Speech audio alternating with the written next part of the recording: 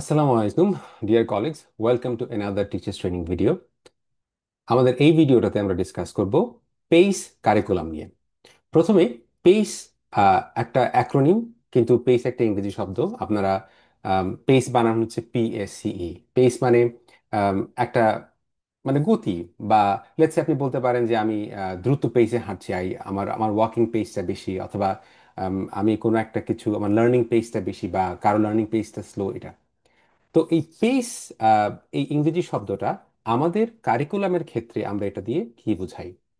Pace, এই পুরো অ্যাক্রোনিমটা PACE, এর পুরো মানে হচ্ছে personalised and adaptive curriculum for excellence. তাহলে এখানে আমরা এই দুটো শব্দকে ভেঙে নিই। প্রথমে হচ্ছে পার্সোনালাইজড। পার্সোনালাইজড বিষয়টা কি? দেখুন, আমরা যখন ক্লাসে বাচ্চাদেরকে পড়াই, আমরা কিন্তু এই ব্যাপারে আমাদের কারোই সম্ভবত দ্বিমত নেই যে একটা ক্লাসে সবগুলো বাচ্চা একটা বিষয়কে একইভাবে বোঝে না, অথবা প্রত্যেকটা বাচ্চা কিন্তু তার লার্নিং যেই স্টেজ সে একই স্টেজে থাকে না।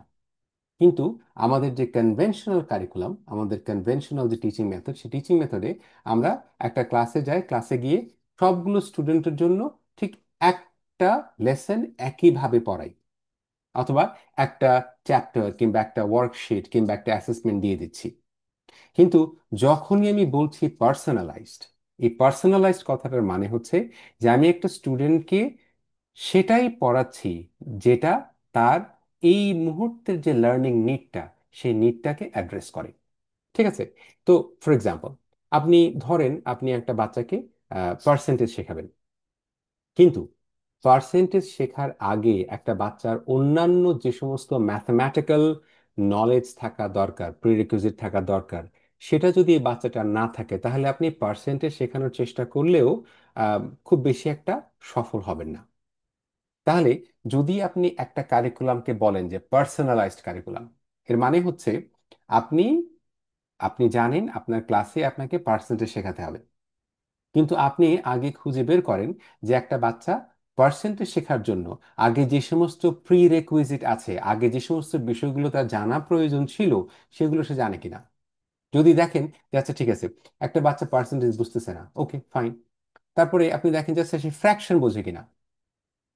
আমি ধরেন আমি পার্সেন্টেজ পড়ানোর একটা সহজ এক্সাম্পল দিই। ধরেন আমরা ক্লাসে গিয়ে বলতে পারি যে দেখো, পার্সেন্টেজ হচ্ছে একটা মানে ফ্র্যাকশনের মতো। কিন্তু পার্সেন্টেজের ফ্র্যাকশনটা হচ্ছে এরকম যে আমরা যে ডিনমিনেটরটা, অর্থাৎ মানে একটা নিউমারেটর যেটা উপরে, মানে ফ্র্যাকশন মানে মানে ভগ্নাংশ, আপনারা জানেন যে ভগ্নাংশে একটা উপরে অংশ থাকে, নিচে অংশ থাকে। উপরে অংশটাকে আমরা বলি নিউমারেটর, নিচে অংশটাকে বলি ডিনমিনেটর। তো আপনি যদি পার্সেন্টেজটাকে সহজ করে বোঝায় বলতে চান, আপনি বলতে পারবেন যে দেখো, পার্সেন্টেজ হচ্ছে এরকম একটা ফ্র্যাকশন সিস্টেম যেখানে ডিনোমিনেটর সবসময় কি 100। ঠিক আছে? তো এই যে আপনি এই 100 দিয়ে ওকে বোঝাবেন, যদি এই বাচ্চাটা ফ্র্যাকশনই না বোঝে, তাহলে তো সে আপনার এক্সাম্পলে কথাটা বুঝতে পারবে না। তাহলে পার্সোনালাইজড কারিকুলাম হচ্ছে আপনি একটা বাচ্চাকে সেখানেই মিট করেন যেখানে তার লার্নিং নিডটা এক্সিস্ট করে।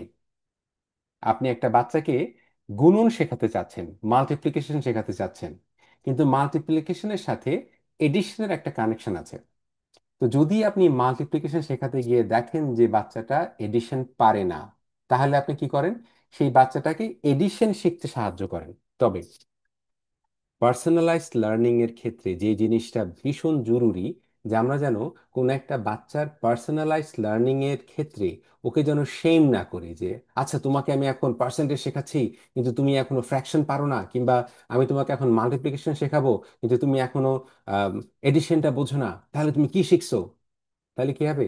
সাথে সাথে সেই বাচ্চাটা এই যে শেমের কারণে সে আপনার কাছে কি করবে না, ওপেন আপ করবে না। সে কি পারে না, সে কি বোঝে না, সেটা সে আপনার কাছে সহজে বলতে পারবে না। ওকে? সো এগেন, পেস কারিকুলামের পি মানে হচ্ছে পার্সোনালাইজড। ওকে? এরপরে এ মানে হচ্ছে অ্যাডাপটিভ। অ্যাডাপটিভ মানে কি?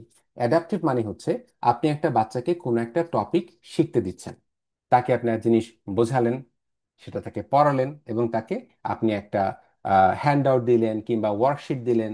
এবং আপনারা তো জানেন যে আমরা ওয়ার্ডসগুলো বাংলাদেশে আমাদের বাচ্চাদের জন্য আমরা তাদের প্রয়োজন অনুসারে আমরা ওদের বুক চ্যাপ্টার কিংবা ওয়ার্কশিট কিংবা হ্যান্ড আউট কিংবা এক্সারসাইজ কিংবা অ্যাসেসমেন্ট, সেগুলো আমরা তৈরি করে দিই।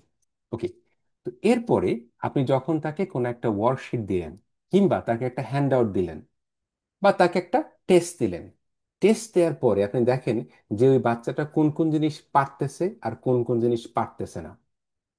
তো সে যে যে জিনিস পারতেছে না, ওই জিনিসগুলোকে ভিত্তি করে আপনি তাকে কি করবেন, আবার সাবসিকুয়েন্ট পরবর্তী হ্যান্ড আউটটা দেবেন।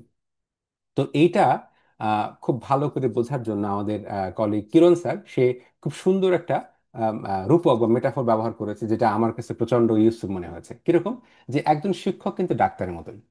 তো আপনি আম, আহ, ডাক্তার যেরকম আপনি অসুস্থ হলে আপনাকে চিকিৎসা করতে ব্যবস্থাপত্র দেয়, প্রেসক্রিপশন দেয়, তো ঠিক একইভাবে একজন শিক্ষক হিসেবে যখন আপনি আপনার ছাত্র বা ছাত্রীকে পড়াচ্ছেন, তো আপনি তাকে প্রথমে তার কেসটা দেখলেন, আপনি বোঝার চেষ্টা করলেন যে এই বাচ্চাটা এখন সে কি, মানে তার পার্সোনালাইজড নিডটা কোথায়, মানে তার এখন লার্নিং নিডটা কোথায়, ওটা আপনি দেখলেন।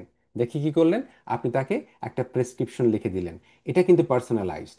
একটা ডাক্তার দুইটা পেশেন্টকে দেখলে কিন্তু একই ওষুধ লিখে দেয় না, সেই পেশেন্টের প্রয়োজন অনুসারে ওষুধটা লিখে দেয়।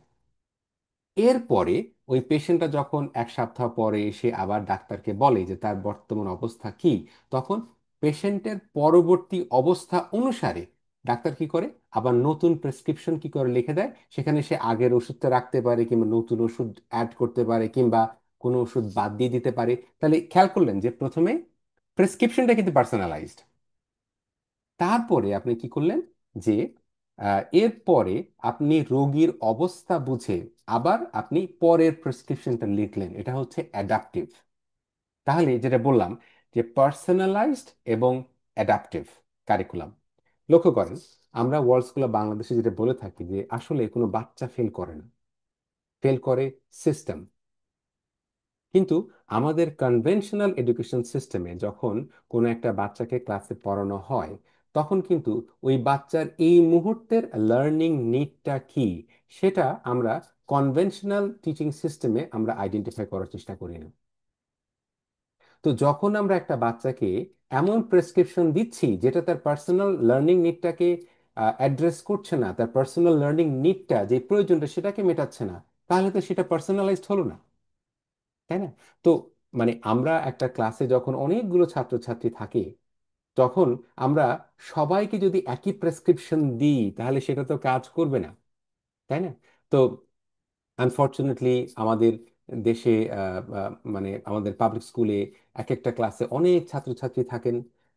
আমাদের শিক্ষক শিক্ষিকাদের হাতে পর্যাপ্ত সময়, রিসোর্সেস যেগুলো সবসময় থাকে না। তো সেক্ষেত্রে এই পার্সোনালাইজড যে অ্যাটেনশন দেয়াটা সেটা সম্ভব হয় না।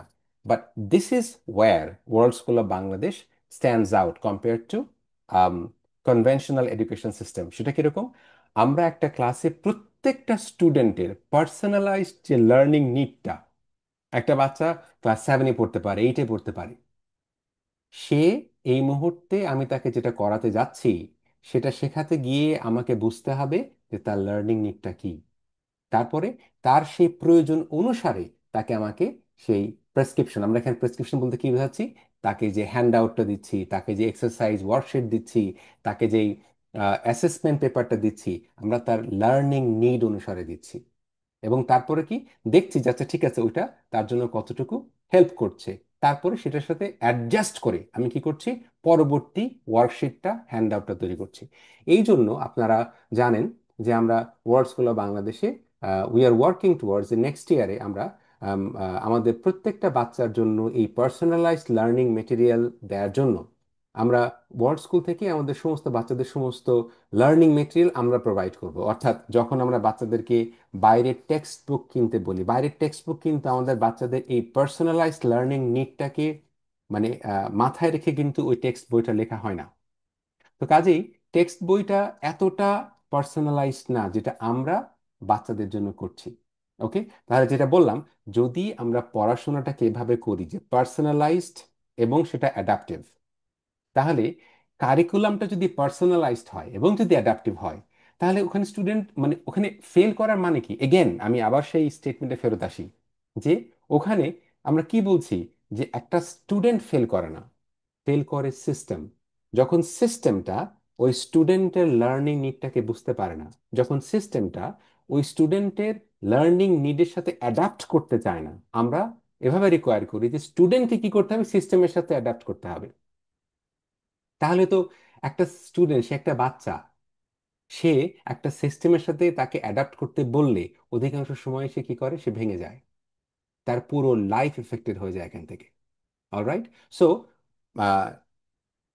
ওয়ার্ল্ড স্কুল অফ বাংলাদেশে আমাদের যে কারিকুলাম, সেই কারিকুলামটা হচ্ছে কোন কোন ফ্রেমওয়ার্ক বা কোন ডিজাইনের কারিকুলাম, এটা হচ্ছে pace, personalised and adaptive curriculum for excellence. তো আপনাদের অ্যাজ ইউজুয়াল, আপনারা এই পেস কারিকুলামটা কি বুঝলেন সেটা আপনারা আপনাদের মতো বুঝিয়ে আহ, আপনারা একটা ভিডিও তৈরি করবেন এবং সেটা আমাদের সবার সাথে শেয়ার করবেন, যাতে করে আমরা একজন আরেকজনের কাছ থেকে শিখতে পারি। তো আমাদের আজকের টিচার্স ট্রেনিং ভিডিওটা আমরা এখানেই শেষ করছি। নেক্সট টিচার্স ট্রেনিং ভিডিওতে আপনাদের সাথে কথা হবে। সবাই ভালো থাকবেন। আল্লাহ হাফিজ।